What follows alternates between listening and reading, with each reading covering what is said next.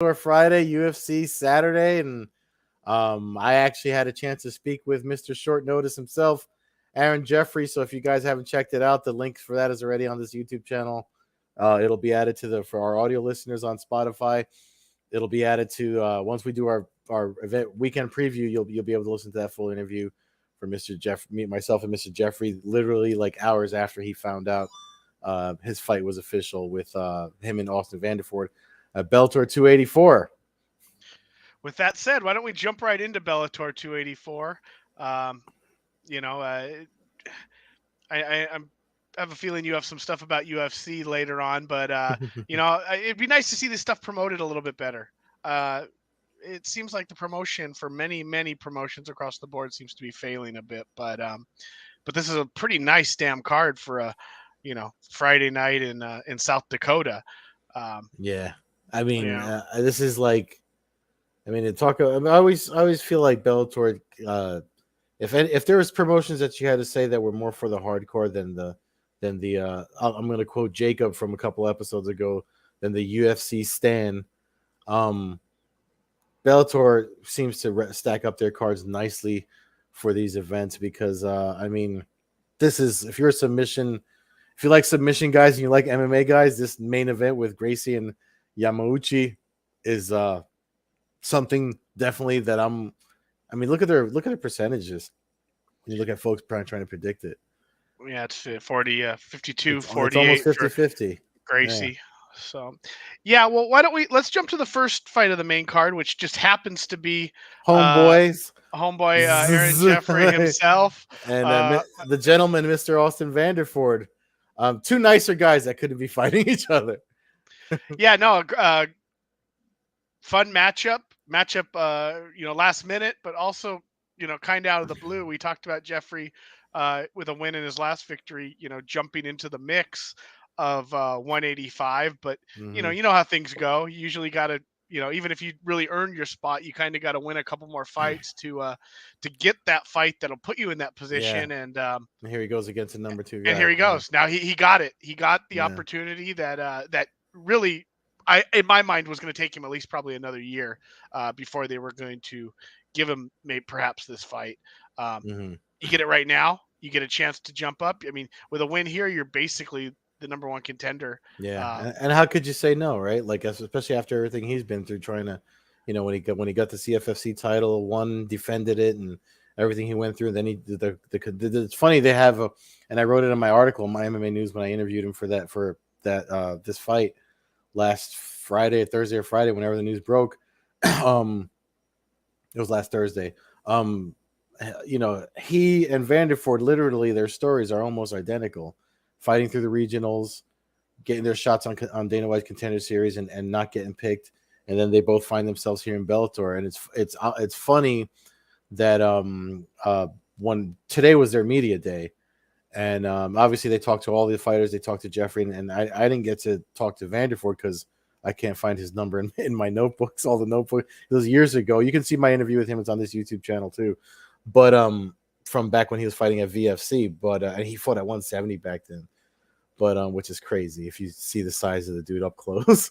But he even said he's been watching his career, he's watched his fights, and he actually, when he saw that Jeffrey got signed today, he said he was like, I knew we were going to be seeing each other at some point.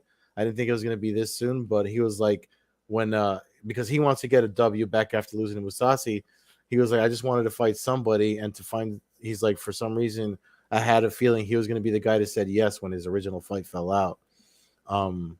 So it's just it's like some weird karmic like MMA freaking mojo happening. I this fight's going to be super entertaining. No, and I honestly, I like that. It's the first fight on the main card. So I can just, kind of watch the fight. Not that these other fights aren't fun, but other than maybe the co-main event. It's a great way to start off the main card, Yeah, exactly. And it should be exciting. It's a good matchup for Jeffrey, I think. But obviously Vanderford has earned his stripes and has his strong suit. But I think we're in for a fight of the night. Or at least a real interesting. A lot, it could be some back and forth in this fight, which Mm-hmm. always makes it interesting. But that we jump from that one and we get a heavyweight bout. Syed Soma, coming off of a loss, uh, faces Gokhan Sarakam, and he's on a 3-fight win streak. Couple of big boys.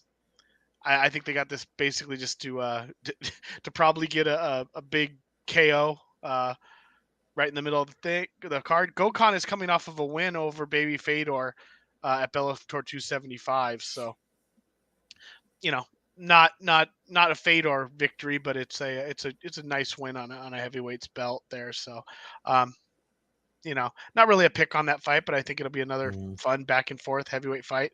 235 against a 240 pounder. So um, some stocky heavyweights look Mm-hmm. like they'll be banging the second fight of the night.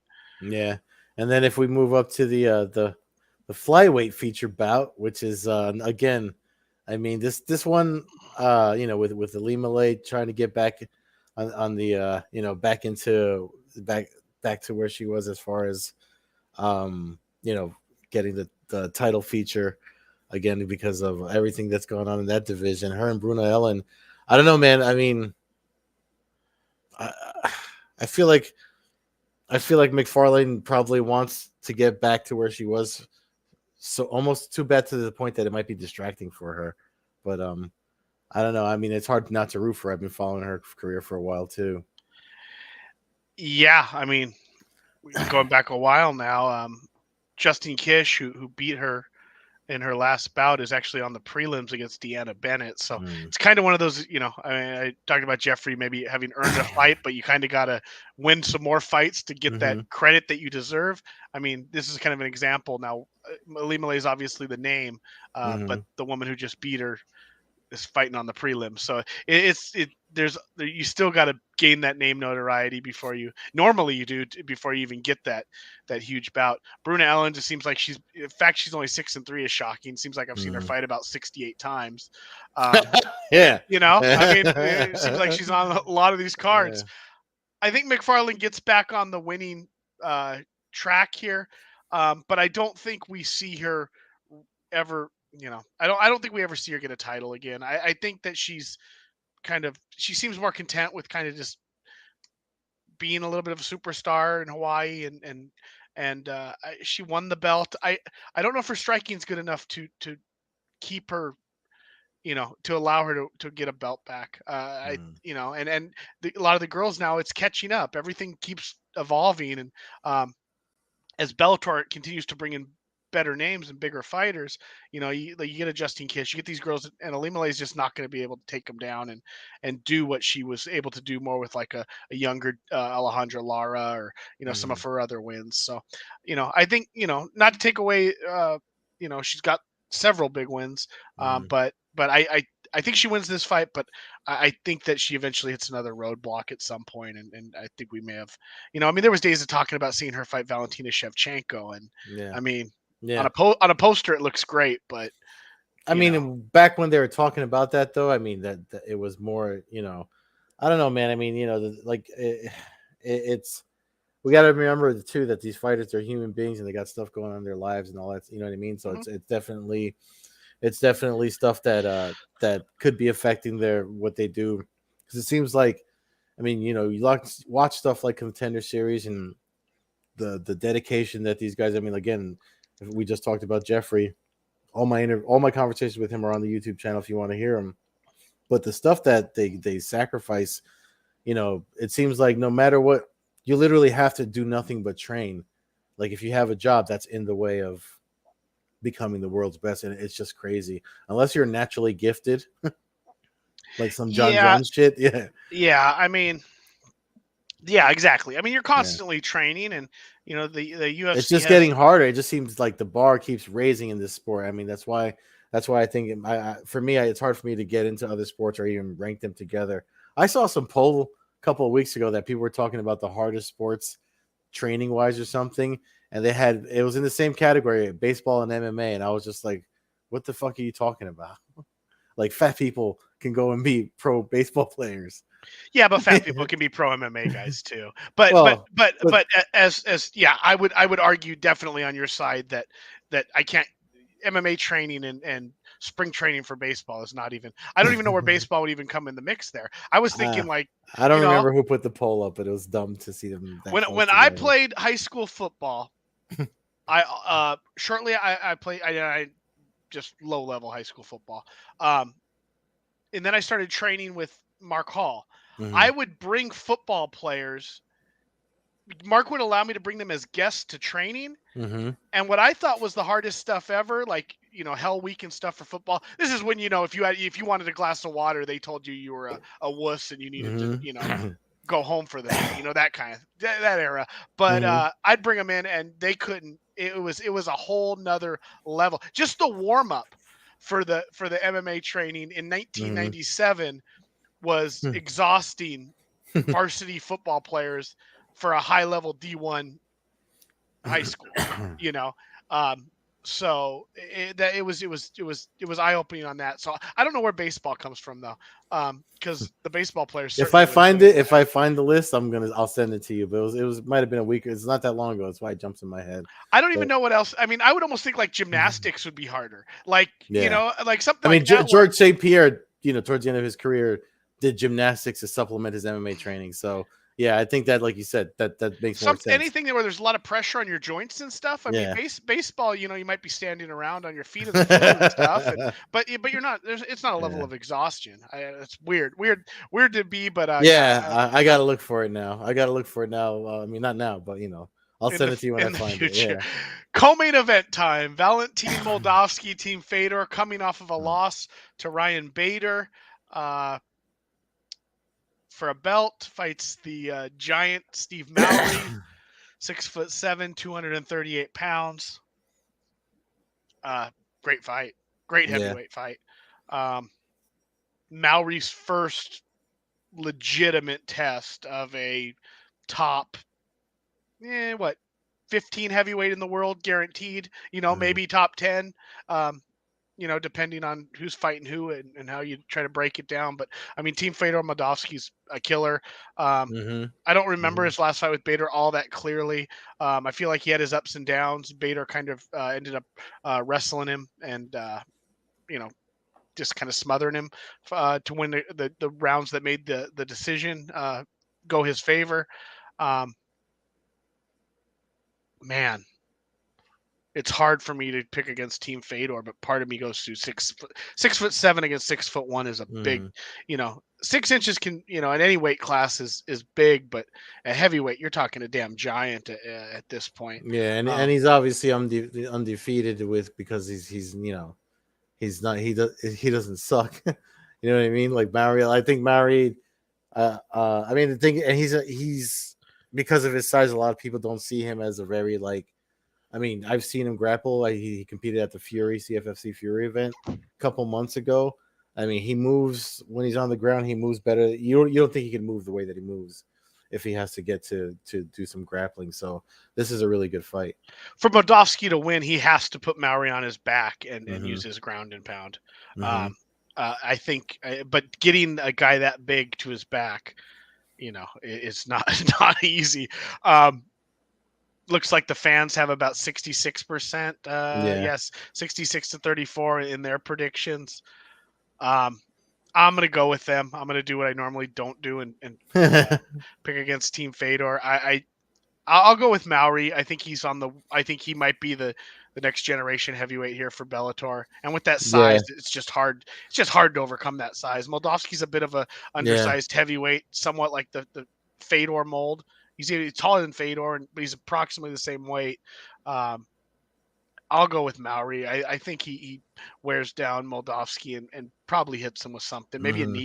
Maybe a knee during kind of a lazy takedown attempt, something like that. But I just think his size is going to be too much to the length. It's not so much the weight; it's the length and how it's Yeah. One distributed. thing, And I mean, we're getting these numbers off of Bellator.com, the event page, but one thing that they don't do that UFC does, you'll see in a minute when we look at their event or the headline for their event, they don't give us the stats that we like to see as far as the length and all that stuff, just the height and the weight and their record. But yeah, I have a feeling, the 5 inches, 5-6 inches taller means you're probably have a reach advantage too. I mean, trying to a 6'7" dude sprawling makes it damn tough to take that guy Oh down. yeah, You yeah, know what I mean? Like he's athletic, so it's not like we're yeah. That's talking like trying about. to stop a wall from falling on top of you. I mean, yeah, it Yeah. basically is, and that's what I think. Like, unless you're talking just a Mhm.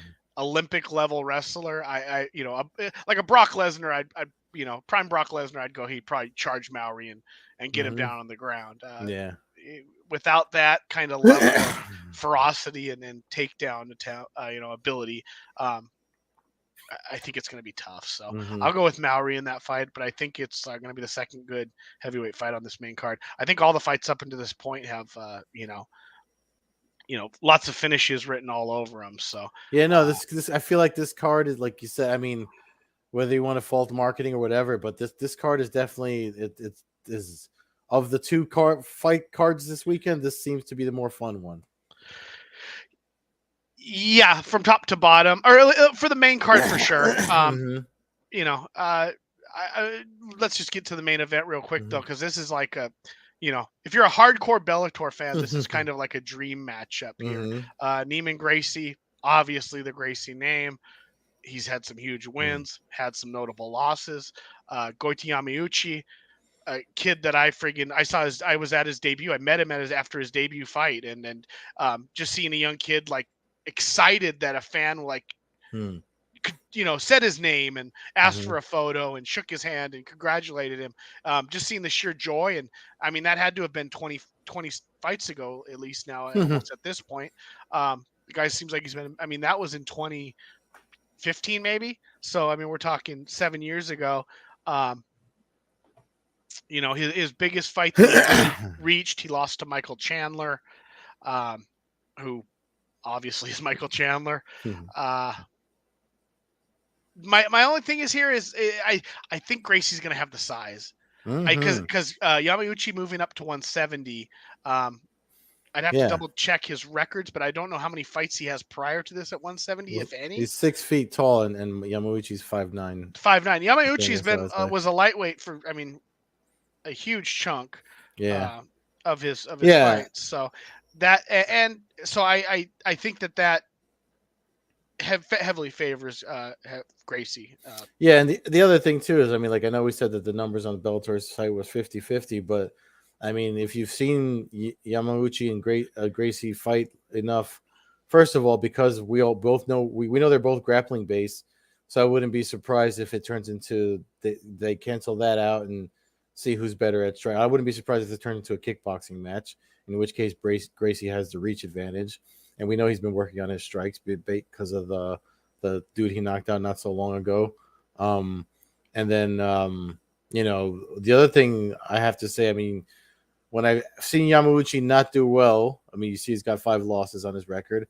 When I've seen him lose, it's usually if he doesn't pull off one of his slick subs early in the fight. This is the main event, so it's going to be a 5-rounder. We do see him fatigue, and the fact, like you said, that it's bigger against a bigger man. I do see that becoming a factor for this fight. So I'm leaning. I think most people. I mean, people seem to be slightly leaning towards Gracie, and I'm going to go with those numbers too. I think Gracie's going to take it. Yeah, the Yamauchi debut was actually Bellator 99 in 2013, so we're talking 9 years ago now at this Before point. 2 digits, yeah.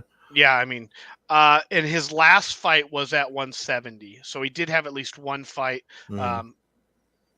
where he beat Levon Chokeli by armbar in the first round. Yeah, it's definitely kind of sink or swim as far as like if he's able to impose his game. There hasn't been many situations where he's kind of been bulldogged around the ring and been able to pull out some of those victories. I mean, he's got a loss to Moret, Chandler, Bubba Jenkins, and Will Martinez are his losses in Bellator over the 9-year span. So, a couple names, but as much I'd love to. I know we fans of Gracie. We've Mm-hmm. cheered him on, but I'd love to see Yamauchi win this fight. I feel like it would just be have a chance to kind of I don't know. I just think it would be fun. We start to get some fresh blood because if Gracie wins, we probably see him fight Douglas Lima again, or you know what I mean? Like we Yeah, kind yeah, of yeah. start getting through the same kind of No, run. it's fun. I mean, but that yeah, But very Bellator thing to happen. Yamauchi wins. Yeah. but with that said, Mhm. I because of the size, because of the big fight experience, I'll lean Gracie, but I'm not lying. I'm gonna be rooting for Yamauchi to Mhm. pull something off. Not to mention if he subs a Gracie, you kind of become an instant legend. So I mean that could be something that would be a little bit exciting, and Gracie's Gracie. I'd like to see these other dudes, that have been Oh grinding and yeah, grinding and yeah, grinding yeah. It's nice to see somebody new pick and up a big shake win. things up. Oh, Yeah. for sure, absolutely, 100%. I agree with you.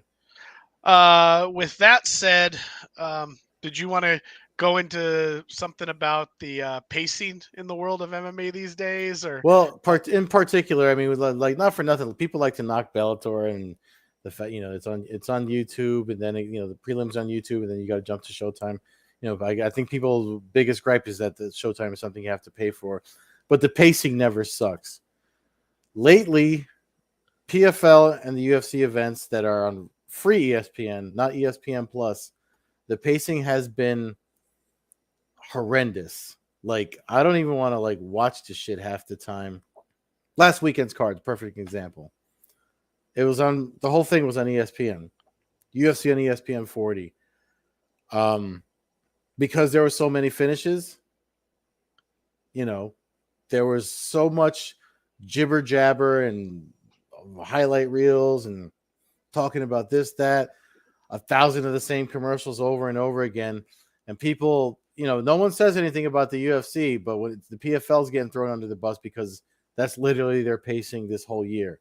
And I guess it's because they're on ESPN2 and they're not drawing the numbers that the UFC draws. But I mean, take a fucking page from Bellator's book at least. If you have the time blocked off, I would rather have the time. You could do your filler, do the fights so that the fighters can get their fights out of the way, go home, rest, recover, heal, whatever they need. And then whatever you have, if you have 20 minutes, because what are they going to have? What is Bellator's? You probably had 20 minutes, maybe at the most, because they keep a good pace between the prelims and the main event. That's somebody could go be ordering pizza, grabbing a beer. You know what I mean? Folks watching at home, and people will still tune into ESPN to watch a main card. You don't have to show me 8,000 crypto commercials or the whatever the fuck that they have 1,000 advertising partners that were over and over again. Like last Saturday, those 3 finishes happened so early on the UFC card that I tweeted it. I was like, I can't stand this. I'm gonna record the rest and I'll watch it tomorrow because I just couldn't. I'm gonna fall asleep watching it if you're gonna give me that much filler. Yeah. So this card I believe is another ESPN. I think it's UFC on ESPN 41, the Cruz versus Vera. I've already planned that I'm going to record it and I'll catch it on Sunday morning with my coffee. Yeah, the UFC is always scheduled 30-minute time block for every fight. Mm-hmm. Whether it's been a pay-per-view or whatever, it was always a 30-minute window. That's why you always got like a 5 fights always led to basically a 3-hour. I don't remember the Fox era being this fucking bad with pacing. Well, yeah, I don't remember much of the Fox era at this point. But kind of their debut on Fox, remember, was we watched Clay Guida and Henderson. I was at the event. It was Clay Guida and Benson Henderson. But and you then were there. You weren't watching at home. That's what I'm saying. Like no, you being there. It was worse being there. I had that fight, and then there was an hour wait for Cain Velasquez versus Dos Santos that ended in like 48 seconds. So, I mean, but that was like its own fight and hype up show. But I get what you're saying on the pacing. The reason Bellator can get away with it now is because of Showtime when their main card comes on. Showtime doesn't give a crap if it's an hour and a half long event or if it's a 4-hour event. Yeah. So when a fight ends, they do it. BKFC is kind of the same way. They guarantee you're going to be in that arena for like 2 hours, but you might be in there for 2 hours and 1 minute. Like there's no, when a fight ends, in BKFC, it's like a fight ends 5 minutes. And then go take a leak. At the beginning, it started 20, 30 minutes late this past weekend for the UFC. There was fucking college baseball on because I know they lost a fight day of or hours before, and so they had to start a little later. So they threw baseball on TV, which is, I mean, not for nothing. You want to fall asleep. Why, you know what I mean? Like I was just like, all right, bad enough that you got me started there. Okay, but it was early in the night. The three awesome fights were awesome, finishes were awesome. But then I'm watching this back and forth and this to go to the desk and this and so many commercials. I was just like, holy shit, I'm not staying up for this. Like I started getting tired. I mean, I had a hard training session. Saturday I do a lot of shit anyway. I was exhausted, but like, come on, like Luke Thomas said once, if you order pay per view and you're watching everything, that's your night in. Like, if I'm gonna sit down and watch, especially folks in my region on the East Coast and people across the pond that are in Europe and stuff trying to watch these things. I mean, imagine for them, they're up in the middle of the night.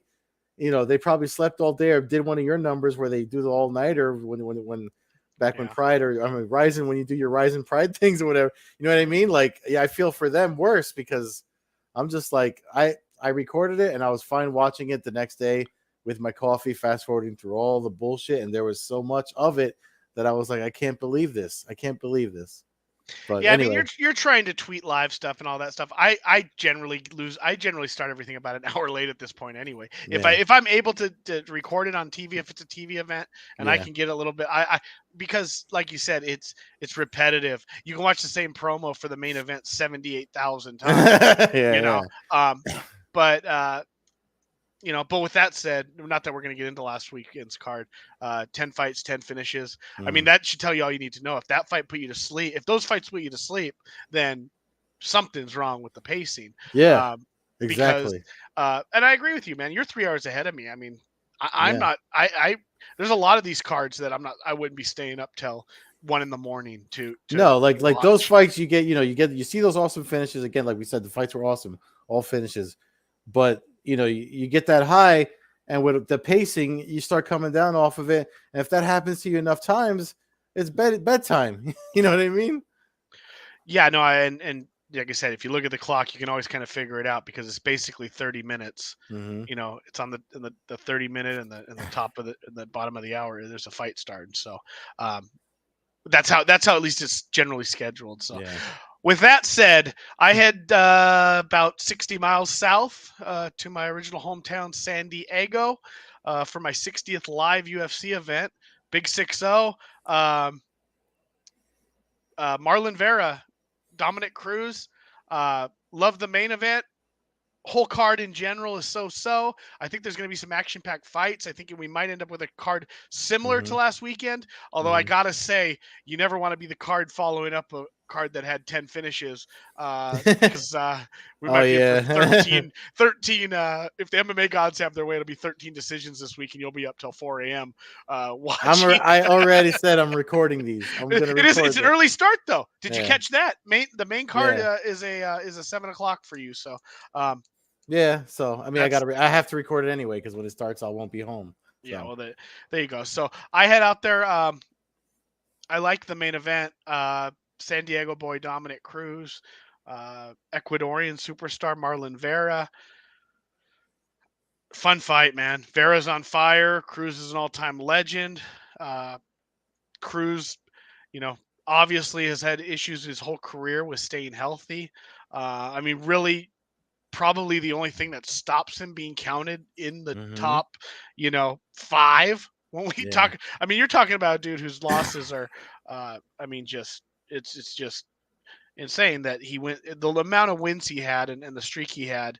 Um, he starts his career off, 17-0. Or I'm sorry, he starts his career off 8-0, then loses to Uriah Faber, and then goes on to win. Geez, what 15 fights, 16 fights in a Mm-hmm. row, including 2 wins over Faber, a win over Demetrius Johnson, um, dominations over Mizugaki, Jorgensen, Benavides, Brian Bowles. I mean, just guys that were just name after name after name in the bantamweight division.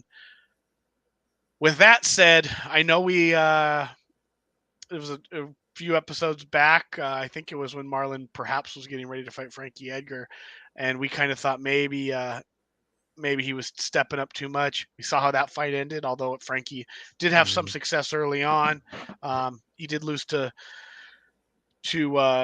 Jose Aldo, but you know, That's Jose Aldo. Since then, Yeah. he's got wins over Grant, the Edgar win, dominate win over Rob Font, probably in his best like start to finish performance of his career. I think I think Vera. I think Vera pulls it off. I think he's going to end up outstriking Cruz. I Hmm. think we'll see some age a little. What scroll down a little bit. What is Cruz's age? I know there's a little bit quite a difference, but how old is it? They give us an age? No. Let me see. I gotta pull that up because I'm curious. I mean, he's been around forever. 37. Hmm. So getting there, definitely getting there. Age wise, I just think it's hard to not be. I mean, he's semi-active now, but unless you're just constantly grinding and able to Yeah. push your But body to that limit, there's it's gonna something be to be hard. said for rest too. Like a lot of guys, they kind of, if there's if there's balance between rest and training, they give with recovery time for their body. I think that helps. That helps a lot because we've seen fighters take time off and come back awesome. So given his history with injury recovery and stuff like that, I mean he's always come back after layoffs looking pretty good. It's usually when he's consistent that stuff seems to start falling apart on him. So I mean, but he's a very cerebral fighter too. So it's definitely going to be an interesting one to watch. Um, let's look at the odds really quick on the UFC's. They have Vera as a favorite. Okay, now on that money line, I'm putting money on Cruz. Mm. Plus 200. I think Vera minus 240 is way too big of a, especially in a 5-round fight. Because in theory, Cruz could use that movement, and he could Exactly. Yeah. frustrate Vera, and he could pick up a decision win. I just think Vera's hungry right now. A person in Ecuador, I talk to about the fights occasionally. Talks about how he's such a mega star there, Mm-hmm. and we've seen videos fairly recently of him going down to Ecuador, and looks like a movie star. So Yeah. um, I think he's 29, so he's really kind of right in that pocket of like when you're your best. I mean, Yeah. Yeah. They're um, late 20s, early 30s. Of course. Yeah. That's championship level, championship age. Yeah. and he's had the competition now. He's 19-7. I mean, compared to 24-3, that Mm-hmm. looks obviously favorable to Cruz. But yeah, I mean, I'm just gonna go with Vera. Truth be told, I haven't always been the biggest Dominic Cruz fan. I always rooted for Uriah Faber. No, I Yeah, don't, I get it. I think it was more like Cruz always came off a little bit smug, but I've met him in person. I've seen him around. He's always been real cordial to people, fans and stuff. So might just be just kind of how he comes off. I don't know if it's actually how he is or not. But with that said, I'm going to pick Vera. Probably go by decision. It would be disrespectful of me to think he finishes Cruz because, Mhm. not since, 100 years ago has that happened. Well, actually, since Cejudo was the one, but we're talking about another Hall of Famer. I'll take Vera by decision.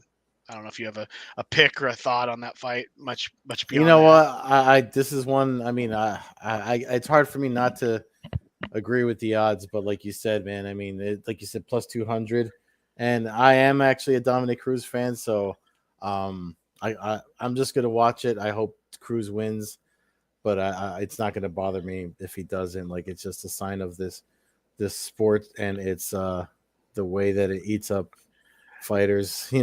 It was nice to see. It was nice to see a guy who I think has spent every one of his fights at 135, and Dominic Cruz, the UFC, have him weighing it at 149 pounds. That was so. At least they're up on their website stats as we prepare for that. 13 Yeah. fights this weekend. Not going to go down the list. Not huge names, but I do think that there's some exciting fights. 4 good, I think it's 3 now, down to 3, but 3 solid female fights. At one point there was 4. I It's thought it was. it's Wednesday, so you never know with especially UFC the way they lose fights. So Yeah, this one let's just lost. focus on the main event. Oh, this one already lost the co-main event, Yeah. so So it's taken its wounds, but yeah. they've done a decent job of at least filling in a couple of the fights. Ariane Lipsky. What is it? 75 events. They have to get their 75 events in with ESPN so they get their money. UFC. So Yeah, the show will always go on. we know how this ends. It's It ends with not so Jake Paul shit. ESPN ends up being pissed off because This they ain't don't no get Jake what Paul Hasim Rahman event. They're not canceling nothing. No, the show will go on, even if Mhm. it, let's not. God, don't even. I don't even want to go there. With that said, I think we're about to wrap up then for the week. Pay attention after the show for the Aaron Jeffrey interview with Ed. Best of luck to him when he enters the Bellator cage on Friday. I look forward to live prime seats for a UFC event. So we'll have some more to chat about next week. And then next week, we also get to look forward to MVP Mike Perry, BKFC London. So that perhaps could be a little bit of a change of pace and some chaos for next weekend. But until then, check us out at allaccessmma.com for our video podcast. Follow me, Matthew Hawkins, at MMAHawk21 on Twitter and Instagram. Check out the show at Combat Hour on Twitter, Coast-to-Coast Combat Hour on Instagram. Follow Ed at Carbazol on Twitter, Carbeerzol on Instagram, and Old Head Carb on Twitch. Thanks for listening, everybody, and have a nice night. Peace.